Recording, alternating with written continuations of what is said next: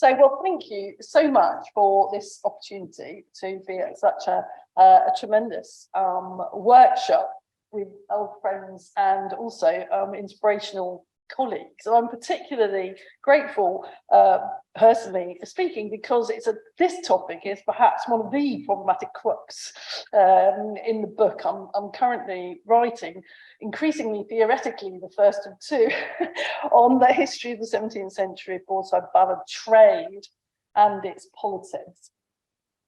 So hang on a minute.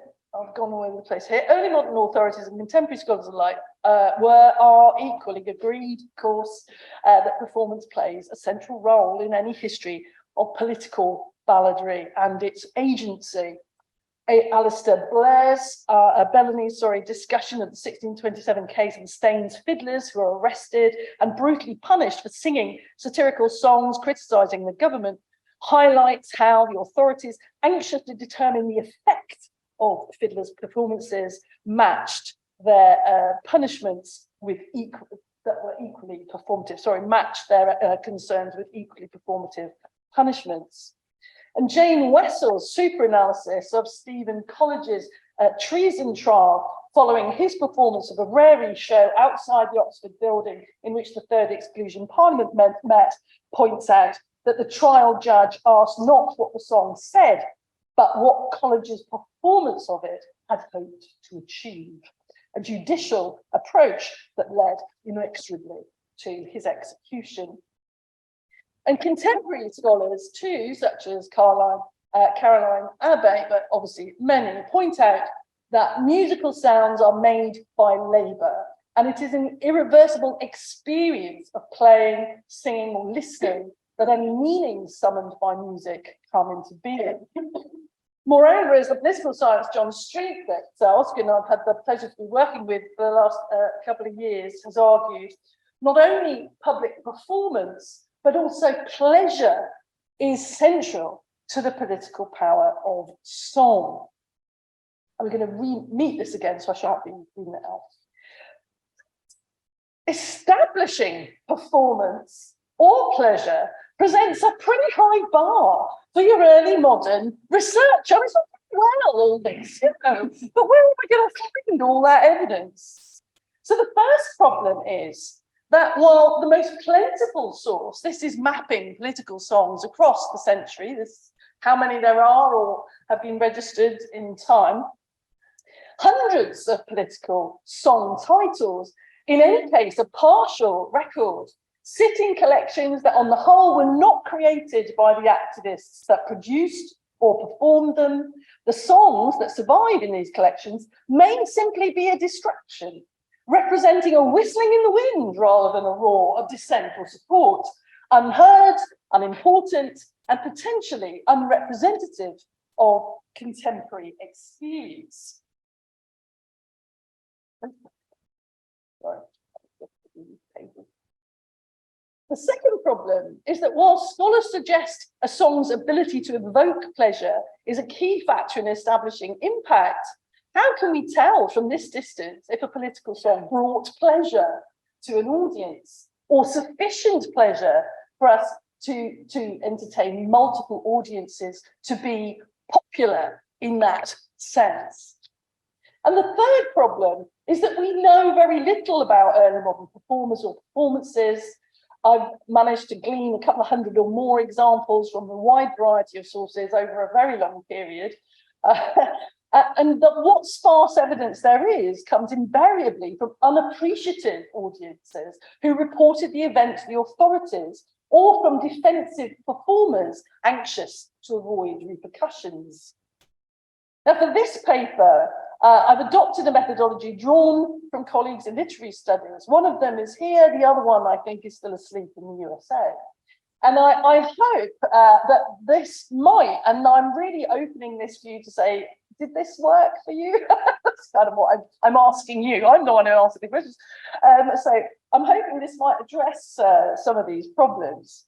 It focuses on two amateur performances of political songs, one in a North Country alehouse. Not sure actually, is Derbyshire North? Okay, Derbyshire alehouse, another in a West Country inn, which show that the outcomes of political song performances, even pleasurable ones, are not always the ones we might expect, and demonstrate that in the case of early modern political song, disconnects frequently occur between performance, pleasure, and persuasion, which is kind of why you want to do political song in the first place. So in the spirit of solidarity with Rachel's earlier work, I've drawn both of my examples from the vibrant musical and performance culture of the interregnum. First, I'm going to describe them, much as they appear in the sources, and then I'm going to move on to analyse them. So let's start with, oh, wait a minute, what was that? Oh, there's plenty of songs. Plenty of songs in the 60s, 40s, and 50s. The oppositional ones are the ones, obviously, anti-monarchy, even when monarchy isn't in power, and the other ones are. So you can see how that shifts on what we've got so far. Okay, hold on, I'm pretty sure that's right. So, on the 24th of April, 1650, are these, I think what's happened here is that this happens when you transfer. I've lost here it is. On 24th of April, 1658, Samuel Buckbury, a mobile barber from Tutbury in Staffordshire, arrived at Henry Hayes Ale House in Newhall, Derbyshire, a coal mining district, ready to trim the colliers. Samuel Buckbury was no ordinary barber. In first place, he came from Tutbury, a place renowned as a venue for the annual court of minstrels held at Tutbury Castle, and which was always followed by a festival including the Tutbury Bull Running. Secondly, surrounded as he was by musicians at home, he fancied himself as a bit of a singer. And thirdly, he was what we might call a political activist. Inevitably, given that he was working for an alehouse, Buckbury's day ended in drinks with the local coal miners whose hair he had been trimming. He and his audience, having warmed up, Buckbury, in the words of local husbandman Henry Williamson, began to sing a certain song in reference to the late king and his eldest son, Charles Stuart, at the conclusion whereof the said Buckbury demanded if any man there present would pledge an health to the late king's eldest son. Now, there's a slight difference of view over what happened next. According to coal miner Henry Parker, immediately after his song finished, Buckbury did drink the health of Charles Stuart and invited others to drink in the same manner, but they refused. Williamson, placing a greater emphasis on the confusion caused, said that while diverse persons absolutely refused to drink any such health, some others were silent, and the said Buckbury replied he would drink that health himself, and did drink the said health immediately. So the second performance event makes clear that the royalists, like the devil, didn't have all the best tunes. As Rachel's demonstrated in the case of plays, there's no shortage of pop songs in the 1640s. Ah, there it is. Sorry. No shortage of pop songs in the 1640s or 50s England. And indeed, the parliamentarian side made best political use of them during the war years. Now, the single record that exists of this event is badly damaged, but this is what I managed to make out. And so you can see from this that on the 30th of January, 1664, at the Half Moon Inn in Somerset, Francis Griffin's merry singing of songs, including one called Essex's March, presumably an old parliamentarian Civil War song, deeply offended a fellow drinker who complained that given it was the anniversary of Charles I's execution, it was not suitable to the day, nor, more mysteriously, to his disposition, which challenge led to a heated and politically dangerous debate over Oliver Cromwell's qualities as a leader. So how should the historian approach an analysis of these, to me, remarkably detailed performances? And I return to earlier comments on all you people who've got plays, you know, they've got beginning, middle, end, all that sort of thing. So I think these are incredibly detailed. And I wanted to think about these two cases in dialogue with two slightly overlapping analytical models drawn from Bruce Smith's acoustic world and Simon Smith's musical response in Early Modern Playhouse. And since both are called Smith, I'm going to be using their first names. So in his chapter on ballads, Bruce lays out a kind of a mapping of 5 contextual horizons over any ballad performance. This is very much thinking about ballads. Now, while these performance records afford a scant detail, I think it is nevertheless possible to glean something, at least conjecturally, pertaining to at least 4 of these horizons. He, of course, is talking about a fully explored performance in a fictional account. At the time of Buckbury's performance in April 1658, Britain's political horizon seemed relatively secure under Lord Protector Oliver Cromwell's quasi-republican government. The 5th constitutional iteration after the execution of Charles I in 1649 and the end of the civil wars in 1651. There was still a strong current of pro-royalist sentiment throughout the country, which the Republican authorities were keen to stamp out. But attempts to spark royalist risings in 1655 and indeed in 1658 were foiled. The country was exhausted by civil wars, not least in Derbyshire and the part in which Buckbury was performing. Nearby Burton, if I put that map in again, there we go. Nearby Burton had been of crucial strategic importance. It was taken and suffered terribly, taken by both sides, was plundered by both sides. But in fact, the area was largely parliamentarian supporting. And indeed, at one stage, that area had raised money to support the parliamentarian siege of royalist Tewkesbury. So we can already see that there are tensions in this tavern from these national and local circumstances. But there are also tensions around the legal context of Buckbury's attempts to woo the colliers with his performance. In first place, to publicly perform or publish, as it would have been called, a song or encourage an action promoting Charles Stuart's claim to the throne, contravened an act passed in 1649 and was indisputably seditious. Secondly, in 1657, the Protectorate government had passed an act that explicitly banned professional travelling musicians. And thirdly, pledging or helping, what we would call now toasting, had been banned since 1650, largely because both musicians and rituals were implicated in the morale boosting and binding companies of ex-royalist officers.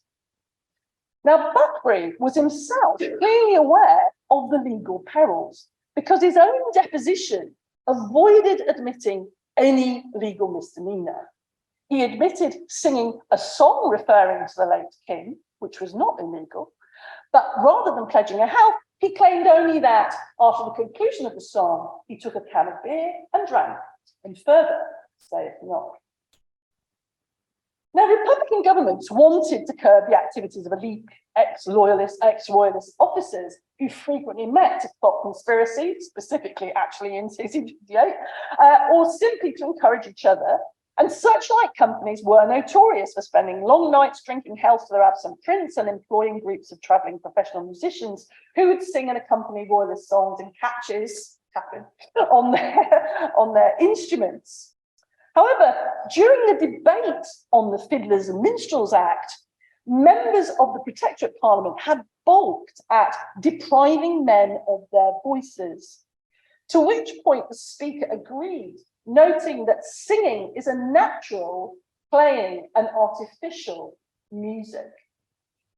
Now, since Buckbury was not a professional performer, as far as we know, he was a barber, had no recorded instruments, and was singing to working colliers, not royalist officers, he didn't really represent the threat that the legislation had tried to mitigate. Indeed, it was 8 months before the JPs investigated Buckbury's performance, by which time the political horizon had completely changed. Cromwell was dead, his son Richard was protector, and new elections had just been called. In fact, this belated scrutiny might have been an attempt to determine if there were pockets of disaffection in Derbyshire, rather than investigating Buckbury as a dangerous royalist agent. Now, the psychological and physiological circumstances of Buckbury's performance may have played a significant role in preventing the reporting of his case. Buckbury had spent his day providing a personal physically close service of importance to each collier's sense of self-worth. And he may have been singing all day. Though his clients refused when he threw the political bombshell of a royal health into the alehouse mix, they were unwilling to create a social breach. Now, in other circumstances, refusing a health such as that not uncommonly led to violence and even deaths. But no physical violence or angry words appear to have been offered. Instead, Buckley was apparently left unmolested to drink his seditious health by himself. Now, the political and social circumstances of Griffin's performance at the Half Moon Inn in Taunton were very different. By 16, have this been on the whole time? Do you mean, you've missed? Look, Buxton's Bridge, I'm having terrible trouble managing this. It's not going, never mind. There was Buxton's Bridge, which was a major war point. I don't know. The political and social this is fine. The political and social circumstances of Griffin's performance at the Half Moon Inn in Taunton were very different. By 1664, Charles II. No, can you? No, that's right. Were very different. By 1664, Charles II was restored, crowned, and married. New legislation controlled the activities of nonconformists and Catholics alike. Song had played a significant role in producing a political atmosphere damaging to the rump and conducive to the Restoration. And in acknowledgement of its power, it became a suspect and harshly censored medium. Local politics were also crucial. Taunton was a notoriously disaffected town, a pro-Parliament enclave during the Civil Wars, and incidentally a centre of support for Monmouth's rebellion in 1695. Taunton had endured 3 brutal sieges in the 1640s, destroying more than half the town. Under Republican rule, compensation had been paid to some of those who had lost everything. But the Restoration brought new miseries. Charles II stripped the town of its charter, while the town's castle, which had been saved by the parliamentary forces, partially razed. The social and psychological horizons were different too. Griffin's performance took place in an inn, a respectable establishment usually reserved for travelling tradesmen and middling or even upper sorts. Griffin and his remonstrator perhaps knew each other, either as neighbours or as fellow traders.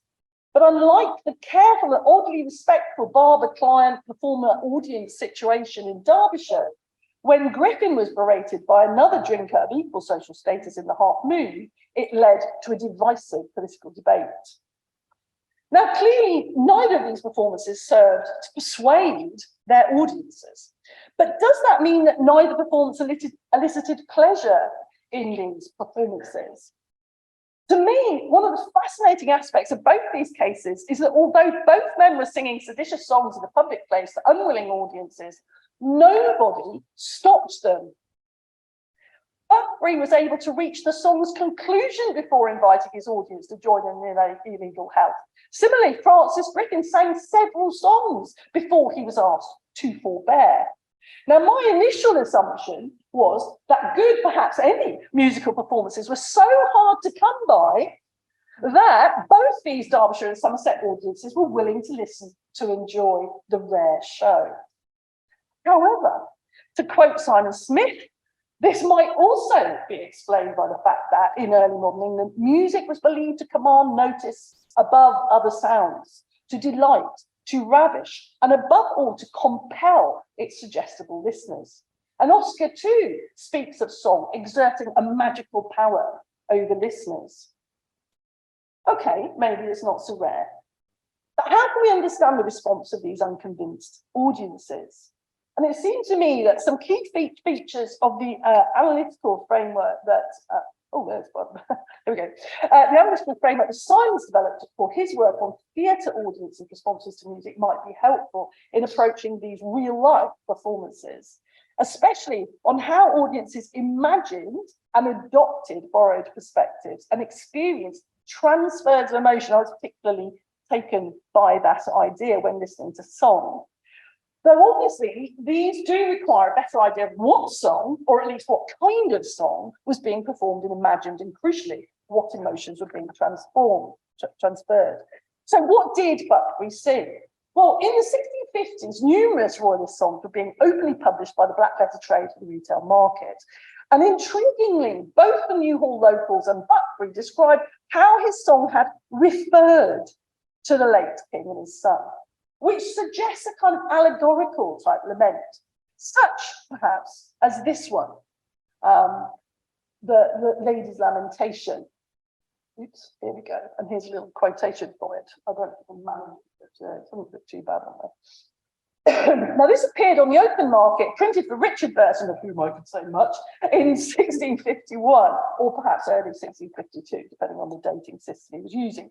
The song refers to both Charles I and Prince Charles's escape after his defeat at the Battle of Worcester on the 3rd of September 1651, but figures the prince, sometimes known as the Black Prince, as a royal blackbird.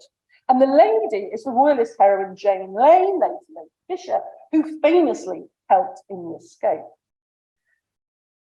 Buckley's royalist song was almost certainly full of longing and pathos. They all are in the 1650s. If he had sung this one, his audience of Derbyshire colliers were challenged to adopt the perspective position of a woman, widely considered to be a brave royalist hero, and to feel the emotions of a heartbroken but ever hopeful royalist, albeit to the potentially more masculine tune of a march. Now, in this real life, unscripted drama, the emotional force of the song may perhaps have changed the typically violent narrative of a refused help. Now, we don't know precisely what Griffin was singing either, though it is significant that Essex's march was named by the complainant. This song doesn't exist, but would almost certainly have been an emotional evocation of summer 1644, when the Earl of Essex, then Chief Commander of the Parliamentary Army, marched his armies from Dorset through to Somerset, seizing towns of Parliament along the way, the news of which caused the royal garrison in Taunton to abandon their position. And you can just imagine the song that will have highlighted, the terror of the royalists. They've all run away. Ha, ha, ha. So, the fact this song's name suggests it was well known and perhaps much sung in the region.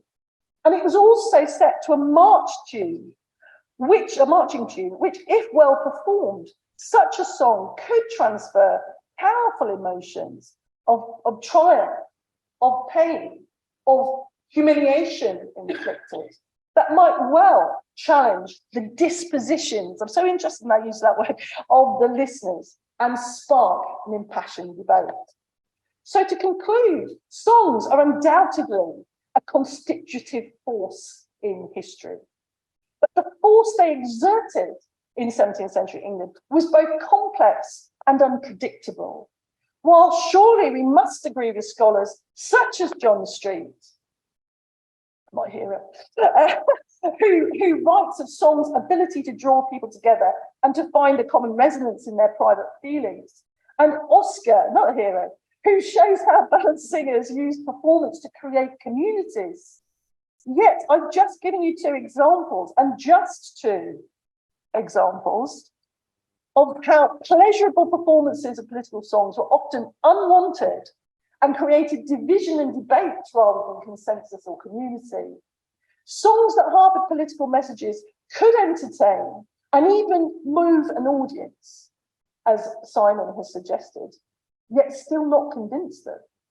Pleasure and persuasion are not the same thing.